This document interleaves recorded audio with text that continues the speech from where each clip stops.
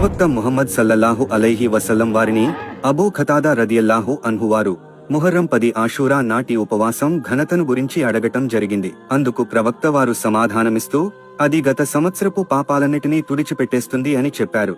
సహీ ముస్లిం హదీస్ 1162. కావున ముహర్రం 9, 10వ తేదీలలో ఉపవాసం ఉండాలి.